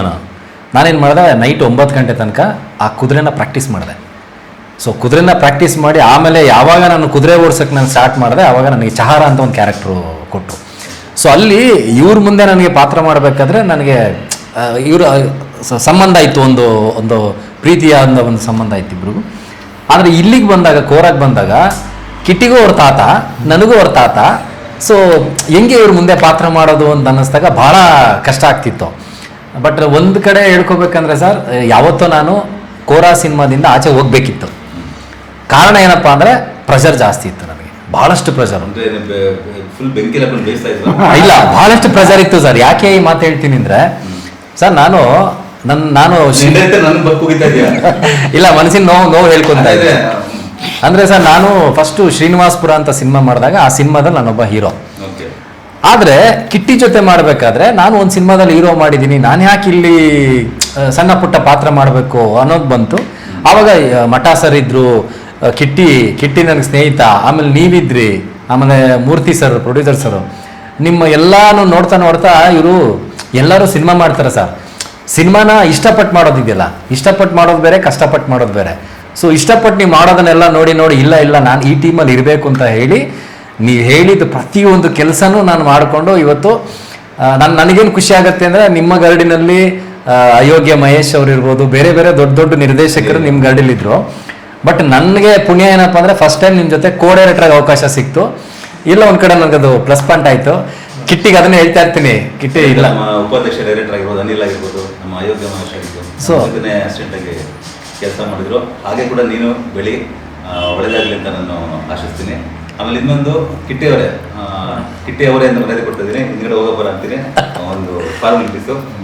ಕಿಟ್ಟಿ, ನಿನಗೆ ನನಗೆ ಕಿವಿ ಬಿದ್ದಿರೋ ಪ್ರಕಾರ, ಗಾಳಿ ಸುದ್ದಿ ನನಗೆ ಗೊತ್ತಿಲ್ಲ, ಸುಮಾರು ಆಫರ್ಗಳು ಬರ್ತಾ ಇದೆ ಅಂತ ಕೇಳ್ಪಟ್ಟೆ. ನಿಮ್ಮ ಮುಂದಿನ ನಡೆ ಏನಪ್ಪ, ಯಾವ ಥರ ಸಬ್ಜೆಕ್ಟ್ಸ್ ಚೂಸ್ ಮಾಡ್ತಾ ಇದೆಯಾ? ಯಾಕಂದರೆ ಒಂದು 2-3 ಆಫರ್ ಬಂದಿದೆ ನನಗೆ ಗೊತ್ತಿಲ್ಲ. ನಿನ್ನ ಮುಂದಿನ ಸ್ಟೆಪ್ ಏನು? ಕೋರ ಆದಮೇಲೆ ವಾಟ್ ನೆಕ್ಸ್ಟ್ ಅನ್ನೋದೇನಿಲ್ಲ ಸರ್. ಈಗ ಅದೇ ನೆಕ್ಸ್ಟ್ ಒಂದು ಪ್ರಾಜೆಕ್ಟ್ ಮಾತುಕತೆ ನಡೀತಾ ಇದೆ, ಒಂದು ದೊಡ್ಡ ಬಜೆಟ್ ಅಲ್ಲೇ. ತುಂಬಾ ಚೂಸಿ ಅಂತ ಕೇಳ್ಪಟ್ಟೆ. ತುಂಬಾ ಚೂಸಿಯಾಗೆ ಮಾಡೋಣ ಅಂತ ಎಲ್ಲ ಇಷ್ಟೊಂದು ಸರ್. ನೋಡಿ ಸರ್, ಬಿಗ್ ಬಾಸ್ ಆದ್ಮೇಲೆ ತುಂಬಾ ಆಫರ್ಗಳು ಮಾಡ್ಬೋದಿತ್ತು. ನನ್ನ ಕಣ್ಮುಂದೆ ನಾನು ಹೇಳಿದ್ರು ಕೂಡ ಒಪ್ಕೊಂಡಿಲ್ಲ. ಕಿಟ್ಟಿ ಬಜೆಟ್ ತುಂಬಾ ದೊಡ್ಡ ಒಂದು ಪ್ರತಿಷ್ಠಿತ ಒಂದು ಬ್ಯಾನರ್ ಕೂಡ ಬಂದಿತ್ತು. ತುಂಬಾ ಚೂಸಿ ಆಗಿದ್ದಾರೆ, ಹಾಗೆ ಇರೋ ಕಿಟ್ಟಿ. ಸೊ ನಿನ್ನ ಮುಂದಿನ ನಡೆ ಏನು? ಅದೇ ಸರ್, ಒಂದು ಒಳ್ಳೆ ಸಿನಿಮಾ ಮಾಡಬೇಕು, ಇಂಡಸ್ಟ್ರಿಯಲ್ಲಿ ಬೆಳಿಬೇಕು, ನನಗಿರೋ ಅಂತ ಒಂದು ಟ್ಯಾಲೆಂಟು 4 ಜನ ಗೊತ್ತಾಗಬೇಕು, ನಮ್ಮಿಂದ ಇನ್ನೊಬ್ರು ಒಂದು ಸ್ವಲ್ಪ ತಿಳ್ಕೊಬೇಕು, ಕಲ್ತ್ಕೋಬೇಕು ಅನ್ನೋದೇ ನನ್ನ ಆಸೆ ಇರೋದು. ಈಗ ರಿಯಾಲಿಟಿ ಶೋಗಳಲ್ಲಿ ಏನು ಮಾಡಿದೆ ಅದು ಬಿಟ್ಬಿಟ್ಟು ಸಿನಿಮಾ ಅಂತ ಬಂದಾಗ ಫುಲ್ ಪ್ರಾಪರ್ ಆಗೇನೆ ಇಡೀ ಲೈಫ್ ಲಾಂಗ್ ಸಿನಿಮಾ ಇಂಡಸ್ಟ್ರಿಯಲ್ಲೇ ಬೆಳಿಬೇಕು ಅನ್ನೋದು ಆಸೆ ಇದೆ ಸರ್. ಇಲ್ಲ, ಖಂಡಿತ. ಯಾಕಂದರೆ ಕಿಟ್ಟಿ ನನಗೊಬ್ಬ ಗೆಳೆಯ ಆಗಿರ್ಬೋದು, ತಮ್ಮಂತರ ಆಗಿರ್ಬೋದು, ಒಳ್ಳೆ ಫ್ರೆಂಡ್. ನನಗೆ ಒಬ್ಬ ನಿರ್ದೇಶಕನಿಗೆ ಕೆಲವ್ರ ಹತ್ರ ಮತ್ತೆ ಕೆಲಸ ಮಾಡಬೇಕು ಅನ್ನೋ ಆಸೆ ಇರುತ್ತೆ. ಅದರಲ್ಲಿ ಕಿಟ್ಟಿ ಕೂಡ ನನಗೆ ಅಂತ ಹೇಳಿದ್ರೆ ಇಷ್ಟ ಆಗಲ್ಲ. ಮತ್ತೆ ನಾ ಇಬ್ಬರು ಸಿನಿಮಾ ಮಾಡೋದು ಕೂಡ ಆಶ್ಚರ್ಯ ಇಲ್ಲ. ಒಳ್ಳೇದಾಗಲಿ ಕಿಟ್ಟಿ ಅಣ್ಣ. ಕೊನೆಯದಾಗಿ ಆಮೇಲೆ ಒಂದು ಪ್ರಶ್ನೆ ಇದೆ ನಿಮ್ಮಲ್ಲಿ, ಕೊನೆಯದಾಗಿ ಮುಕ್ತಾಯ ಅಂತ ತಿಳಿದೀವಿ. ನೀವೇನಾದ್ರೂ ನನಗೆ ಕೇಳಿದೆ? ನಂದು ತುಂಬಾ ಇದೆ ಸರ್. ನಂದಿದೆ, ಒಂದು ಬಹಳಷ್ಟಿದೆ ಸರ್. ಮ್ಯೂಸಿಕ್ ಕಂಪೋಸ್ ಮಾಡಿದ್ದು ಎಲ್ಲಿ ಸರ್? ಸರ್, ಮ್ಯೂಸಿಕ್ ಡೈರೆಕ್ಟರ್ ಆಫೀಸಲ್ಲಿ ಸರ್. Okay, fine. ಓಕೆ, ನಾವು ಬಾಗಲಕೋಟೆಯಿಂದ ಒಂದು 8 ಕಿಲೋಮೀಟರ್ ದೂರದಲ್ಲಿ ವಾಟೆಹೊಳೆ ಹೋಮ್ ಸ್ಟೇ ಅಂತಲೇ ಏನೋ ಇತ್ತು, ಅಲ್ಲಿ ಸ್ಟೇ ಆಗಿದ್ವಿ. ನಾನು ಮನೆ ಬಿಟ್ಟು ಹೊರಗೆ ಹೋಗಿ ಹೀಗೆ ಕಾಡಿನಲ್ಲಿ ಎಲ್ಲಾದರೂ ನಿದ್ದೆ ಮಾಡೋದಾದ್ರೆ ನಾನು ನಿಶಾಚಾರಿ, ನನಗೆ ನಿದ್ರೆ ಬರ್ತಾ ಇರಲಿಲ್ಲ. ಆ ನಿದ್ರೆ ಬರದೇ ಇರುವ ಸಂದರ್ಭದಲ್ಲಿ ಬಹುಶಃ 2 ದಿನನೋ 3ನೇ ದಿನ ಏನೋ ರಾತ್ರಿ ನಾನು ಎದ್ದು 1:30-2 ಗಂಟೆಗೆ ನಾನು ಎದ್ದು ತಿರ್ಗಾಡ್ಲಿಕ್ಕೆ ಹೊರಟಾಗ ನನಗೆ ಯಾವುದೋ ಒಂದು ಗುಡಿಸಲಿಂದ ನಾವು ಸೆಟ್ ಹಾಕಿರೋ ಗುಡಿಸಲಿಂದ ಮ್ಯೂಸಿಕ್ ಬರ್ತಾ ಇತ್ತು. ಟನನ್ ಟನನ್ ಟನನ್ ಟನನ್ ಅದ್ರ ಜೊತೆಯಲ್ಲಿ ಜೋರ್ ಶಬ್ದ ಬರ್ತಿತ್ತು. ನಾನೇನು ಅನ್ಕೊಂಡೆ, ಬಹುಶಃ ಈ ಸಾಹಿತ್ಯ ಬರೆದು ಅದನ್ನು ಓದ್ತಾ ಇವರು ಅಲ್ಲಿರುವಂತ ಏನು ಕಬ್ಬಿಣದ ತುಂಡುಗಳನ್ನು ಮ್ಯೂಸಿಕ್ ಡೈರೆಕ್ಟರ್ ಬಂದಿರಲಿಲ್ಲ. ಗೊತ್ತಾಯ್ತು. ಕಬ್ಬಿಣದ ತುಂಡುಗಳನ್ನು ಅಥವಾ ಮರದ ತುಂಡುಗಳನ್ನು ಬಡಿದು ಇವರು ಮ್ಯೂಸಿಕ್ ಕಂಪೋಸ್ ಮಾಡ್ತಿದ್ದಾರೆ ಅಂತ ಅನ್ಕೊಂಡೆ. 2 ದಿನ ಹೋಯ್ತು. ತೀರ್ಥದ ಪ್ರಭಾವ. ಅದೇ 3ನೇ ದಿನ ನನಗೆ ಕುತೂಹಲ ತಡೆಯಕ್ಕಾಗದೆ ಒಳಗ್ ನೋಡುವಾಗ ನೀವೊಂದಷ್ಟು ಅಲ್ಲಿ ಒಂದಷ್ಟು ಬಾಟ್ಲಿತ್ತು, ಮತ್ತೆ ನೀವು ಕ್ಯಾಮರಾಮನ್ ಸೇರ್ಕೊಂಡು ಏನೋ ಮಾತಾಡ್ತಿದ್ರಿ. ಆಗ ನನಗೆ ಗೊತ್ತಾದ್ದು ಇದು ಮ್ಯೂಸಿಕ್ ಕಂಪೋಸ್ ಅಲ್ಲ. ಅದೊಂದು ಇನ್ಸ್ಟ್ರೂಮೆಂಟ್ ಸರ್. ನಿಮ್ ಬಾಟ್ಲಲ್ಲೂ ಸೌಂಡ್ ಬರುತ್ತೆ. ಅದೊಂದು ಸಂಗೀತ. ಹೌದು, ಅದೇ ನನಗೆ ಅದಕ್ಕೆ ಸಂಗೀತ ಅಂತ ಕೇಳಿದ್ದು ಅದೇ. ಇದರ ಉದ್ದೇಶ ಏನು ಸರ್? ಏನಕ್ಕೋಸ್ಕರ ಈ ತೀರ್ಥ ಸೇವನೆಲ್ಲ ಮಾಡಿಲ್ಲ ಸರ್? ಸರ್ ತೀರ್ಥ ಸೇವನೆ ಅನ್ನೋದಕ್ಕಿಂತ ಇಲ್ಲ, ಒಳ್ಳೆ ಪಾಯಿಂಟ್ ಹೇಳ್ತಾರೆ. ನಿಮ್ದು ಒಂದು ಪೋರ್ಷನ್ಸ್ ಇದೆ ಸರ್, ತಮಟೆ ಸೀನು, ಜುಗಲ್ ಬಂದಿ, ತಮಟೆ ಮಾಚಯ್ಯ ಅಂತ ಫುಲ್ ನೇಮ್ ನಿಮ್ದು. ತಮಟೆಯಲ್ಲಿ ತುಂಬಾ ಪ್ರಸಿದ್ಧ ಆಗಿರ್ತೀರ. ತಮಟೆನ ಸೊಗಡು ಬಗ್ಗೆ ತುಂಬಾ ಚೆನ್ನಾಗಿ ಮಾತಾಡಿದ್ರಿ ಆ ಸಿನಿಮಾದಲ್ಲಿ. ಇವರ ಮೊಮ್ಮಗನ ಪಾತ್ರ ಮಾಡಿದಾಗ ಇವತ್ತು ನೈಟ್ ಸೀನ್ ಅದು ನಿಜವಾಗ್ಲೂ ಕ್ರೆಡಿಟ್ ಫಾರ್ ನನ್ನ ಮ್ಯೂಸಿಕ್ ಡೈರೆಕ್ಟರ್ ಹೇಮಂತ್ ಕುಮಾರ್ ಕೊಡೋಕೆ ಇಷ್ಟಪಡ್ತೀನಿ. ಯಾಕಂದ್ರೆ ನಂದು ಏನಿಲ್ಲ ಸರ್, ಓಪನ್ ಆಗಿ ಹೇಳ್ಬೇಕು ಅಂದ್ರೆ ನಾನು ಜಸ್ಟ್ ಒಂದು ಕಾರಣಕರ್ತ ಅಷ್ಟೇ. ನೈಟ್ ಸೀನ್ ಇತ್ತು. ಬೆಳಗ್ಗೆ ನಾನು ಮತ್ತೆ ಸಭಾ ಯೋಚನೆ ಮಾಡ್ತಿದ್ದೆ. ಫಸ್ಟ್ ಕೊಟ್ಟಿದ್ದು ನನಗೆ ನಮ್ಮ ವೈಫ್ ಫೋನ್ ಮಾಡಿದ್ರು, ಈ ಥರ ಮಾಡ್ಬೇಕು ಅನ್ಕೊಂಡಿದ್ದೀನಿ ಕಣೆ, ಅದೇನೋ ಹಂಗೆ ಮಾಡ್ತೀರಾ, ತುಂಬ ಒಳ್ಳೆ ಸೀನ್ ಇಲ್ಲ, ಏನೋ ಮೋಟಿವೇಶನ್ ತಗೊಳ್ಳಿ, ಶಾರ್ಟ್ಸಲ್ಲಿ ತೊಗೊಬೇಕು ಅಷ್ಟೇ. ಮೋಟಿವೇಶನ್ ಅಲ್ಲ ಹಂಗೆಲ್ಲ ಹೇಳ್ತಾರೆ. ಏನಾದರೂ ಮ್ಯೂಸಿಕ್ ಇದ್ರೆ, ಮ್ಯೂಸಿಕ್ ಕಂಪೋಸೇ ಮಾಡಿಲ್ವಲ್ಲ, ಇಲ್ಲ ನೋಡಿ ಟ್ರೈ ಮಾಡಿ. ಸಡನ್ ನನಗೆ ಕರೆಕ್ಟ್ ಹೇಳಿದ್ದು, ಆ ಮ್ಯೂಸಿಕ್ ಇದ್ರೆ ನಾನು ಶಾರ್ಟ್ಸ್ ಒಂದಿನ ಮೋಟಿವೇಶನ್ ಆಗುತ್ತಲ್ಲ, ಚೆನ್ನಾಗಿದ್ರೆ ಅದನ್ನೇ ಸಿನಿಮಾದ ಯೂಸ್ ಬಳಕೆ ಮಾಡ್ಕೋಣ ಅಂತ ಎಲ್ಲೋ ಒಂದು ಬ್ಯಾಕ್ ಎಂಡಲ್ಲಿ ಹೊಡ್ತಾ ಇತ್ತು. ಒಂದು ಕಾಳಾಕದ ಹಾಕೋಣ ಅಂತ ಮ್ಯೂಸಿಕ್ ಡೈರೆಕ್ಟರ್ ಫೋನ್ ಮಾಡಿದೆ. ನಾನು ಹೇಳ್ತಿರೋದು ಸುಮಾರು ಮಧ್ಯಾಹ್ನ ಒಂದು 12 ಗಂಟೆ ಬಿಸಿಲಲ್ಲಿ. 6 ಗಂಟೆಗೆ ನಿಮ್ದೆಲ್ಲ ಶೂಟಿಂಗ್ ಇದೆ ಪೋರ್ಷನ್ಸ್. ನನಗೆ ಆಗಲ್ಲ, ಯಾಕಂದ್ರೆ ನಾನು ಸುಮ್ಮನೆ ಹೇಳ್ಬಿಡೋ ದೊಡ್ಡ ವಿಷಯ ಅಲ್ಲ. ಪಾಪ ಕೀಬೋರ್ಡ್ ಮುಂದೆ ಕೂತ್ಕೊಂಡು ಟ್ಯೂನ್ ಚೆನ್ನಾಗಿರ್ಬೇಕು, ಆ ಟ್ಯೂನ್ ನನಗೆ ಓಕೆ ಆಗಬೇಕು, ಆ ಟ್ಯೂನ್ ಪ್ರೋಗ್ರಾಮ್ ಮಾಡಬೇಕು, ತುಂಬ ಕೆಲಸಗಳಿದೆ, ಅದಾಗ್ತಾರೆ ಕೆಲಸ. ಸೊ ಅಟ್ಲೀಸ್ಟ್ ನಾನು ಯಾವುದೋ ಬೇರೆ ಪಿಕ್ಚರ್ ರೆಫರೆನ್ಸ್ ಆದ್ರೂ ಕೊಡಪ್ಪ, ಈ ಥರ ಸಿಚುವೇಶನ್, ಆ ರೆಫರೆನ್ಸ್ ಮ್ಯೂಸಿಕ್ ಶೂಟ್ ಮಾಡೋಣ, ಆಮೇಲೆ ಕಂಪೋಸ್ ಮಾಡ್ಕೊಂಡು ಏಟಿಂಗಲ್ಲಿ ಮ್ಯಾಚ್ ಮಾಡೋಣ ಅಂತ ಆಸ್ ಎ ಡೈರೆಕ್ಟರ್ ನನ್ನ ತಲೆಯಲ್ಲಿ ಇತ್ತು. ನಿಜವಾಗ್ಲೂ ಹೇಮಂತ್ ಆ ಟೈಮಲ್ಲಿ ನಾನು ಹೇಳಿದೆ, ಹೇಮಂತ್ ಈ ಥರ ಸಿಚುವೇಶನ್ ಇದೆ, ನಮ್ಗೆ ಈ ಥರ ಸಾಂಗ್ ಬೇಕು ಸರ್. ಸಡನ್ ಆಗಿ ಹೇಳ್ತಿದ್ದೀರಾ, ಸರಿ ಸರ್ ನಿಮ್ಗೆ ಕೊಟ್ಬಿಡ್ತೀನಿ ನಾಳೆ ನಾಡಿದ್ದಲ್ಲ, ಸಾಯಂಕಾಲ ಬೇಕು ನನಗೆ. ಸರ್ ಸಾಯಂಕಾಲ ಆದರೆ ಹೇಗೆ? ನಾನು ಸ್ವಲ್ಪ ಮೋಟಿವೇಶನ್ ಮಾಡಿದೆ. ಇಲ್ಲ ಹೇಮಂತ್ ನಿಮ್ಮ ಕೆಪಾಸಿಟಿ ಇದೆ, ಮಾಡಿ. ಸರಿ ಸರ್, ನಾನು 2 hours ಟೈಮ್ ಕೊಡಿ ಸರ್.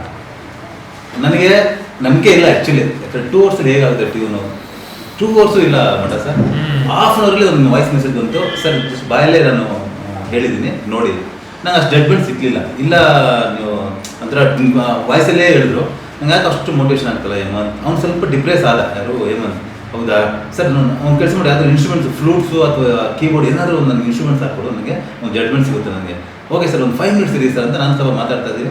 ನನಗಿದೆ ಸಭಾ ಅವ್ರು ತುಂಬ ಕ್ಯಾಮ್ರಾನು ಮೋಟಿವೇಶನ್ ಇಲ್ಲ ಜಿ, ಅದು ಬರಬೇಕು, ಅದು ಇದ್ದರೆ ಶಾರ್ಟ್ಸಕ್ಕೆ ಒಂದು ಬ್ಯಾಂಕ್ ಹಾಕಿ ಫಸ್ಟ್ ಟೈಮ್ ಜುಗಲ್ ಬಂದಿಶ್ರೀ ತಾತ ಮೊಮ್ಮಗೊಂದು ಬೇರೆ ಲೆವೆಲ್ ತೆಗಿಬೇಕು ಅಂತ ಖಂಡಿತ ಆಸೆ ಇತ್ತು ನಮ್ಮಲ್ಲಿ. ಯಾಕಂದರೆ ನಾವು ಸ್ಕ್ರಿಪ್ಟಲ್ಲಿ ಎಮೋಷನ್ಸ್ ಅಂದ್ಕೊಳ್ಳೋದು ಬೇರೆ, ಆ ಎಕ್ಸಿಕ್ಯೂಷನ್ ಬರಬೇಕಾದ್ರೆ ಭಾಳ ಕಷ್ಟ ಇದೆ. ಯಾಕಂದರೆ ಜನ ನೋಡಿ ಅದೇ ಫೀಲ್ ಆಗಬೇಕಲ್ವ.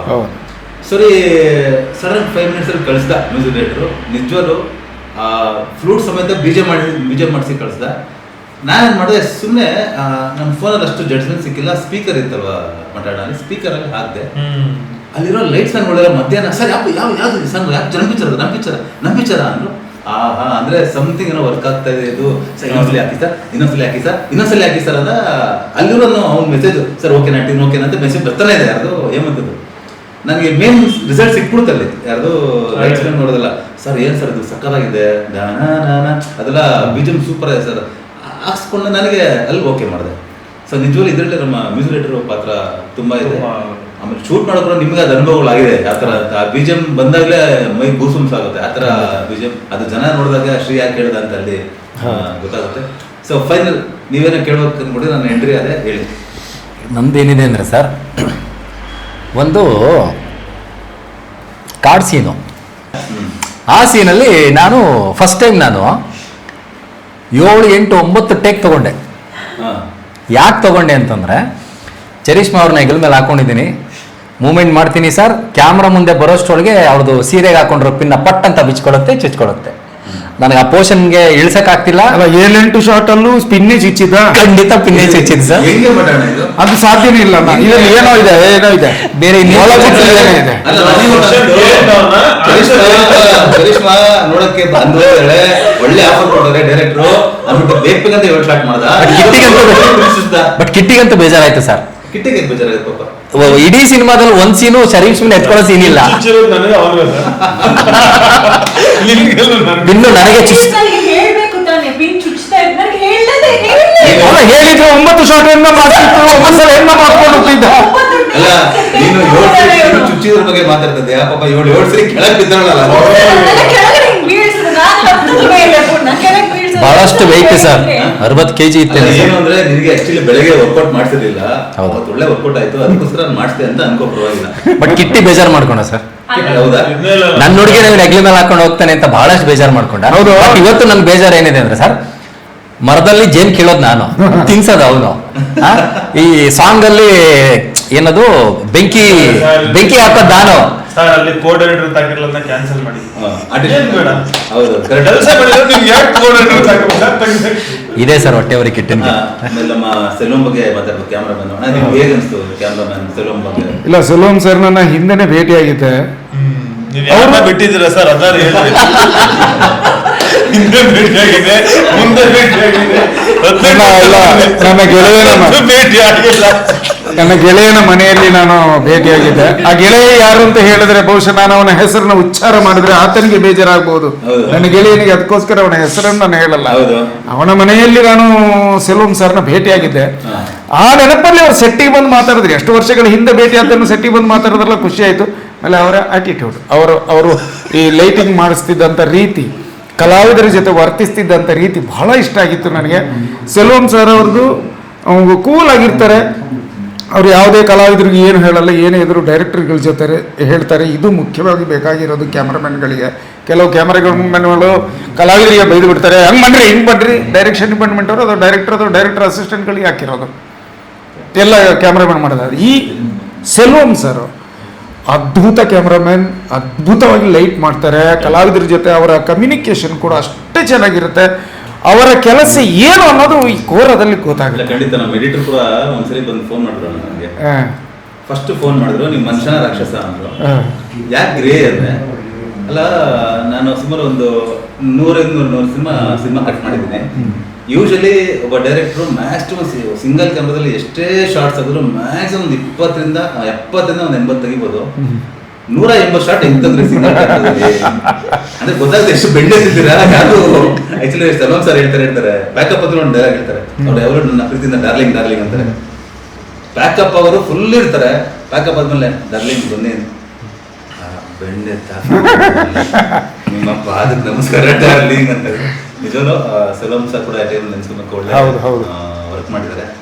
ಸೊ ಫೈನಲ್ ಆಗಿ ಸೆಲ್ವಂ ಸರ್ ನಮ್ಮ ಸೌಂಡ್ ಎಫೆಕ್ಟ್ ಕೇಳಿಲ್ಲ, ಮುಗಿತಲ್ಲ, ಮುಂದಕ್ಕೆ ಹೋಗೋದಲ್ವಾ? ಇನ್ನೊಂದು ಲಾಸ್ಟ್ ಕ್ವಶನ್ ಇದೆ ಸರ್. ಈಗ ಎಲ್ಲರೂ ಕೇಳಿದಾರೆ, ನಾನು ಕೇಳ್ತೀನಿ. ಕೇಳ್ಬೇಕು. ಈಗೇನಿಲ್ಲ ಸರ್, ಸಿನಿಮಾ ರಿಲೀಸ್ ಇದೆ, ಯಾವ ತರ ಪ್ರಿಪ್ರೇಷನ್ ಹೆಂಗೆ ಸರ್ ಅದು, ಅದ್ರ ಬಗ್ಗೆ ಮಾತಾಡಿ ಸರ್ ಫೈನಲ್. ಪ್ರಿಪ್ರೇಷನ್ನು ಖಂಡಿತ ಒಂದು ಸಿನಿಮಾಗೆ ಮಾರ್ಕೆಟಿಂಗ್ ಅನ್ನೋದು ಭಾಳ ಇಂಪಾರ್ಟೆಂಟ್ ಆಗುತ್ತೆ. ಯಾಕಂದರೆ ಮಾರ್ಕೆಟಿಂಗು ಎಷ್ಟು ಚೆನ್ನಾಗಿ ಮಾಡ್ತೀವಿ ಅನ್ನೋದಕ್ಕಿಂತ ಎಷ್ಟು ಮಟ್ಟಿಗೆ ಜನಗಳಿಗೆ ಕಿವಿಗೆ ಹೋಗುತ್ತೆ, ಕೇಳಿಸುತ್ತೆ ಅನ್ನೋದು ಭಾಳ ಇಂಪಾರ್ಟೆಂಟು. ಯಾಕಂದರೆ ಆ ಕೆಲಸ ಮಾಡ್ತಾ ಇದ್ದೀವಿ. ಏನೇ ಮಾರ್ಕೆಟಿಂಗ್ ಮಾಡಿದ್ರು ಅಲ್ಟಿಮೇಟ್ ಜನ ಬಂದಾಗ ಕಂಟೆಂಟ್ ಚೆನ್ನಾಗಿರಬೇಕು. ಯಾಕಂದರೆ ತುಂಬ ಜನ ಏನಾಗಿದೆ ಅಂದರೆ, ಈಗ ಮೊದಲು ಟ್ರೈಲರ್ ನೋಡಿ ವಾವ್ ಅಂತ ಫೀಲ್ ಆದಾಗ ಥಿಯೇಟ್ರಿಗೆ ಬರ್ತಾಯಿದ್ರು. ಈಗ ಟ್ರೈಲರ್ ನೋಡಿ ಕೂಡ ಯಾರು ಥಿಯೇಟ್ರಿಗೆ ಬರ್ತಾಯಿಲ್ಲ. That is fact. ಏನಾಗಿದೆ ಅಂದರೆ ಟ್ರೈಲರಲ್ಲಿ ಮಂಗ ಮಾಡಿಬಿಡ್ತಾರೆ. ನಮಗೂ ಆ ಥರ ಅನುಭವಗಳಾಗಿದೆ. ಒಳಗವರೆ ಏನು ಇರಲ್ಲ, ಖಾಲಿ ಡಬ್ಬ. ಸೊ ಖಂಡಿತ ಆ ನಿಟ್ಟಿನಲ್ಲಿ ಹೇಳ್ಬೇಕಂದ್ರೆ, ನೀವು ಟ್ರೈಲರ್ ಕೋರ ಏನು ನೋಡಿದ್ದೀರಾ ಖಂಡಿತ ಅದ್ರ ಡಬಲ್ ನಿಮಗೆ ಆ ಒಂದು ಎಂಟರ್ಟೈನ್ಮೆಂಟ್ ಫೀಲ್ ಸಿಗುತ್ತೆ. ಆಮೇಲೆ ನಿಮಗೆ ನಾನು ಮತ್ತೆ ಹೇಳ್ತೀನಿ. ಸೊ ಕೋರ ಫೈನಲ್ ಆಗಿ ಯಾಕೆ ನೋಡಬೇಕು ಅಂದರೆ, ಒಂದು ಪ್ಯೂರ್ ಫಾರೆಸ್ಟ್ ಸಬ್ಜೆಕ್ಟ್ ಮಾಡಿದ್ದೀವಿ. ಯಾಕಂದರೆ ಮಠಾಣ ಹೇಳ್ತಾನೆ ಇದ್ರು, ಫಾರೆಸ್ಟ್ ಮಾಡೋದು ಬಹಳ ಕಷ್ಟ, ಸಿಟಿಯೆಲ್ಲ ಮಾಡ್ಬೋದು. ಇದ್ರಲ್ಲಿ ನಮ್ಮ ಸಿನಿಮಾದಲ್ಲಿ ಒಂದು ಆರ್ಟಿಫಿಷಿಯಲ್ ಒಂದು ಸಣ್ಣ ಬಲ್ಬ್ ಕೂಡ ಯೂಸ್ ಮಾಡಿಲ್ಲ. ನಿಮ್ಗೆಲ್ಲೂ ಇಡೀ ಸಿನಿಮಾ ಹುಡುಕಿದ್ರೆ ಒಂದು ಲೈಟ್ ಕಾಣಿಸಲ್ಲ, ಒಂದು ಲೈಟ್ ಆಗಲಿ ಟ್ಯೂಬ್ಲೈಟಲ್ಲಿ ಎಲ್ಲೂ ಕಾಣಿಸಲ್ಲ. ಯಾಕಂದರೆ ಫಾರೆಸ್ಟ್ ಮಾಡೋದ್ರಿಂದ ಇಡೀ ಸಿನಿಮಾ ಪಂಜು, ಯಾಕಂದ್ರೆ ನೈಟ್ ಎಫೆಕ್ಟ್ ಸೀನ್ ತುಂಬ ಇರೋದ್ರಿಂದ ಸೀನಲ್ಲಿ ನಿಮಗೆ ಬರೀ ಪಂಜುಗಳೇ ಮಾತಾಡುತ್ತೆ. ಒಂದು ಸಪ್ರೇಟ್ ಆದ ಒಂದು ಪ್ರಪಂಚ ನಾವು ಟ್ರಾವೆಲ್ ನಿಮ್ಗೆ ಕರ್ಕೊಂಡು ಹೋಗ್ತೀವಿ ಅಂತ ನಾನು ಪ್ರಾಮಿಸ್ ಮಾಡೋಕ್ಕೆ ಇಷ್ಟಪಡ್ತೀನಿ. ಆಮೇಲೆ ಕೋರ ಬಂದು ಪ್ಯೂರ್ 40 years ಬ್ಯಾಕ್ ಮಾಡಿರೋದು. ಸೊ ನಿಮಗೆಲ್ಲ ಗೊತ್ತು. ಯಾಕಂದರೆ 40 ವರ್ಷ ಹಿಂದೆ ನಮ್ಮ ಕಲ್ಚರ್ ಹೇಗಿತ್ತು, ಬುಡಕಟ್ಟು ಜನಾಂಗ ಜೀವನ ಹೇಗಿತ್ತು. ಯಾಕೆಂದರೆ ಬುಡಕಟ್ಟು ಜನಾಂಗ ಅಂದರೆ ಫಸ್ಟ್ ಬರೋದು ಆ ಮುಗ್ಧತೆ. ಆ ಮುಗ್ಧತೆಯನ್ನು ಒಬ್ಬ ಅಥವಾ 2 ಅಥವಾ 3 ಜನ, ಒಬ್ಬ ರಾಕ್ಷಸ ತಂಡ ಬಂದಾಗ ಯಾವ ಥರ ಹೋರಾಟ ಮಾಡ್ತಾರೆ, ಯಾವ ಥರ ತನ್ನ ಅಸ್ತಿತ್ವನ ಕಾಪಾಡ್ಕೊಳ್ಳೋಕ್ಕೆ ಒದ್ದಾಟ ಮಾಡ್ತಾರೆ ಅನ್ನೋದೇ actually major centre of the attraction ಈ ಕಂಟೆಂಟು. ಸೊ ಅದರಲ್ಲಿ ನಿಮಗೆ ಪ್ರತಿಯೊಂದು ಪಾತ್ರನೂ ಅಳಿಸುತ್ತೆ, ನಗಿಸುತ್ತೆ. ಈಗ ಒಬ್ಬ ಆಡಿಯನ್ಸ್ಗೆ ನಾನು ಆಡಿಯನ್ಸ್ ಯೋಚನೆ ಮಾಡ್ಬೇಕಾದ್ರೆ ನಾನು 200 ರೂಪಾಯಿ ಕೊಟ್ಟು ಸಿನಿಮಾ ನೋಡಿದಾಗ ನನಗೆ ಸಿನಿಮಾ ಬೋರ್ ಆಗ್ಬಾರ್ದು. ಫಸ್ಟ್ ಥಿಂಗ್ಸ್ ಅದು ಕಂಟೆಂಟು ಪಕ್ಕಕ್ಕೆ ಇಟ್ಕೊಳ್ಳೋಣ. ನನಗೆ ಸಿನಿಮಾ 2.5 ಗಂಟೆ ಬೋರ್ ಆಗ್ಬಾರ್ದು, ಫಸ್ಟ್ ಪಾಯಿಂಟು. 2ನೇ ಪಾಯಿಂಟು, ಕೆಲವು ಕ್ಯಾಟಗರಿ ಇರ್ತಾರೆ. ನನಗೆ ಆ್ಯಕ್ಷನ್ ಬೇಕು, ಜಬರ್ದಸ್ತ್ ಆ್ಯಕ್ಷನ್ ಬೇಕು, ನನಗೆ ಒಂಥರ ಆ್ಯಕ್ಷನಲ್ಲಿ ಏನೋ ಒಂಥರ ಎಕ್ಸ್ಟ್ರಾ ಏನೋ ಮಜಾ ಇದೆ ಅಂತ ಅನಿಸ್ಬೇಕು, ಖಂಡಿತ ಅದಿದೆ. ಆಮೇಲೆ ನನಗೆ ಪ್ಯೂರ್ ಕಂಟೆಂಟ್ ಕೊಡ್ತೀಯಾ, ನಾನು ಬರ್ತೀನಿ, ಖಂಡಿತ ಅದು ಇದೆ. ನನಗೆ ಎಲ್ಲೋ ಒಂದು ಎಮೋಷನಲ್ಸ್ ವರ್ಕ್ ಆಗಬೇಕು, ಎಲ್ಲನೂ ಒಳಗೊಂಡಿರೋ ಒಂದು ಯೂನಿವರ್ಸಲ್ ಸಬ್ಜೆಕ್ಟ್ ಅಂತ ಹೇಳ್ತೀವಿ. ಖಂಡಿತ ಕೋರಾ ನಿಮಗೆ ಒಂದು ಫೀಲ್ ಕೊಡುತ್ತೆ.